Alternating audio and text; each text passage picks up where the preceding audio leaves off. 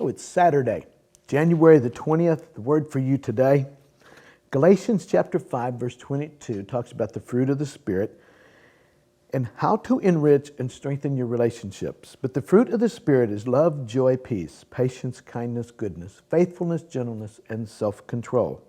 Against such things there is no law. How can the fruit of the Spirit enhance and strengthen our relationships? Well, someone once said that evidence of spiritual fruit in our lives show our maturity. Fruit takes time to develop. In the wintertime, which we are now, when you look at fruit trees, they're bare. They don't have any leaves, they don't have any fruit, they're just bare. They look dead. Well, spring comes and then the leaves start coming out and they get these pretty blooms. And then summer comes and you got maybe little pieces of fruit. But then fall comes and the fruit is matured and you can pick it and eat it. It just takes time. It takes time to develop that fruit. You can't go out and just pick it whenever you want.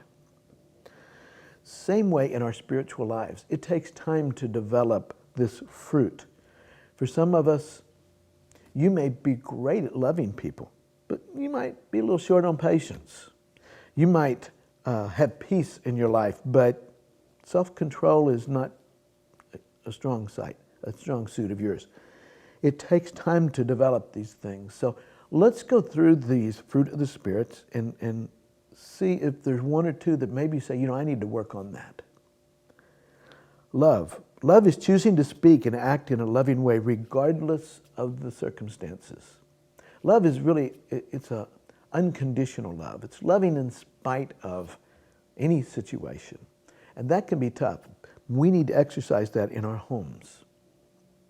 We love people that we live with when they're easy to love, and we love them when they're not. And it's a decision. It's not just a feeling. The second thing is joy. Joy is decision to be joyful in spite of life events. It's not about happiness. It's much deeper. I can be joyful. Even though I'm suffering, even though something bad's going on, I can still be joyful. Why? Because I know what the future is going to be. God's going to have He's going to win in the future. Peace. It's confidence that God's in control no matter what. So I can be at peace. We hear these rumors of wars all the time. We see everything going on over in Israel and the East and just all over the world. Look at our cities and the hatred and all the stuff that's going on. You know what? One day all that's going to be gone. We can have a peace about that. Patience. It's willingness to remain in situations with hope. I'm going to be patient because I know it's going to change. Kind of like the weather in Oklahoma. If you're enjoying today, it's good weather, great. It's going to change. If the weather's bad, great. Hang on, because it's going to change. Patience. Next one is kindness, a decision to act kind to those, usually to those not deserving. One of the hardest things to do is do something kind for somebody who doesn't deserve it. Maybe somebody in your home has really made you angry. Can you go get them their favorite drink or something to eat or do something for them kind? Do kindness to them. See what that does to them when they know that you're upset with them, but then you do something kind. See what that does to them. Then goodness, actions for the benefit of others. Doing something good for someone. Faithfulness, promise to keep your word. You say you're going to do it, do it. People can have faith in you. They know you're going to do it. Gentleness, that's strength under control in order to show tenderness to others. Strength under control. Gentleness means I have the right to slap the snot out of you, but I'm not going to.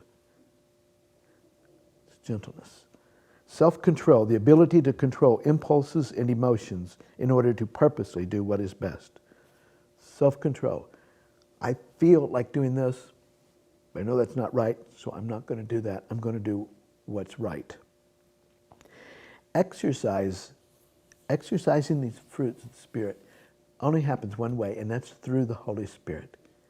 And as He lives His life in us, then we show love, we show joy, we show peace, patience, kindness, goodness, faithfulness, gentleness, and self-control. We show those things because that's the Holy Spirit living through us.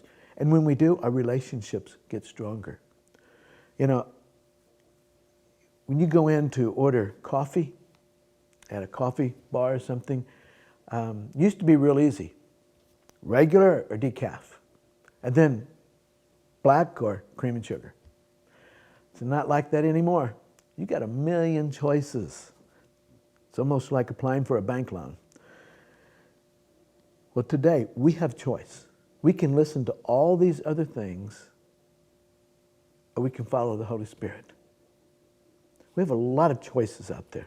That doesn't necessarily make it better. We can listen to the Holy Spirit, and then He will develop fruit in our lives. And when that happens, our relationships grow. They get better and better and better. So the question for you and me today, do we want to enrich and strengthen our relationships? If we really do, listen to the Holy Spirit. Let Him have His way in your life. And that will happen. Have a good day.